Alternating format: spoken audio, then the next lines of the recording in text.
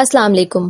آج ہم بات کریں گے بڑھتے ہوئے جغرافیائی سیاسی خطرات، قیمتی دھاتوں میں تیزی اور عالمی منڈیوں پر اس کے ممکنہ اثرات کے بارے میں۔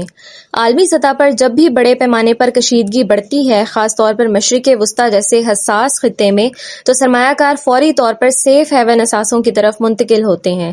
اس وقت بھی صورتحال کچھ ایسی ہی بنتی نظر آ رہی ہے۔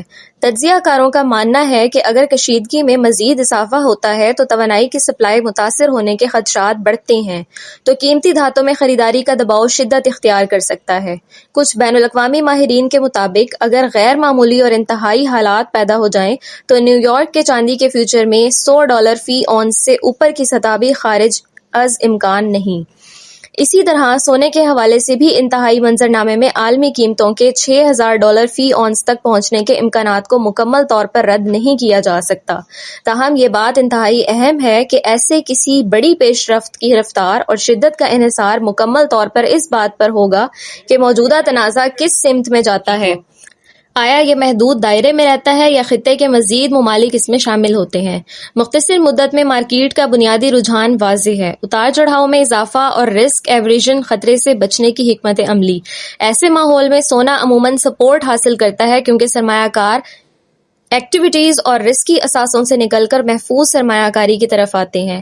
سال کے آغاز سے جاری جغرافیائی سیاسی کشیدگی نے پہلے ہی قیمتی دھاتوں کو مضبوط بنیاد فراہم کی ہے اور گزشتہ جمعہ کو سونا بلندی پر بندھا ہوا جو کہ خریداروں کی موجودگی کو ظاہر کرتا ہے۔ انڈس لینڈ سیکیورٹیز کے سینئر ریسرچ تجزیہ کار جگر ترویدی کے مطابق امریکہ اور اسرائیل کی جانب سے ایران کے خلاف بے مثال حملوں نے مشرق وسطیٰ میں تناؤ کو نئی سطح پر پہنچا دیا ہے۔ اس صورتحال نے عالمی توانائی کو سپلائی میں ممکنہ رکاوٹوں کے خدشات کو جنم دیا، جس کے باعث نیو یارک گولڈ فیوچرز میں نئی رفتار پیدا ہونے کا امکان ہے۔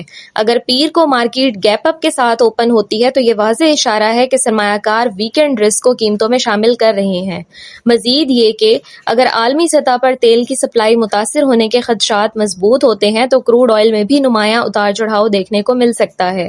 ایسی صورتحال میں پیر کے اوپن پر گولڈ اور کروڈ آئل دونوں میں 2% سے 5% یا اس سے زیادہ کی ابتدائی موومنٹ خارج از امکان نہیں، خاص طور پر اگر کوئی نئی خبر یا تصدیق شدہ پیش رفت سامنے آتی ہے۔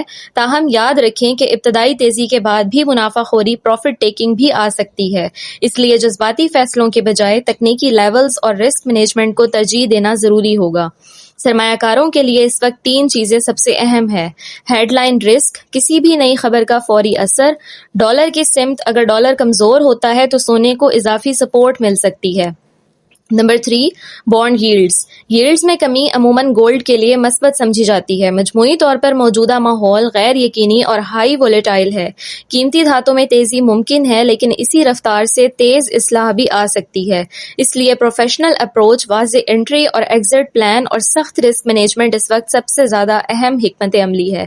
اگر آپ چاہتے ہیں کہ ہم اسی طرح عالمی markets, gold, crude oil, forex اور کرپٹو پر بروقت اور پروفیشنل اپڈیٹس آپ تک پہنچاتے رہیں تو چینل کو لازمی سبسکرائب کریں اور بیل آئیکن کو پریس کریں تاکہ کوئی اہم اپڈیٹ مس نہ ہو۔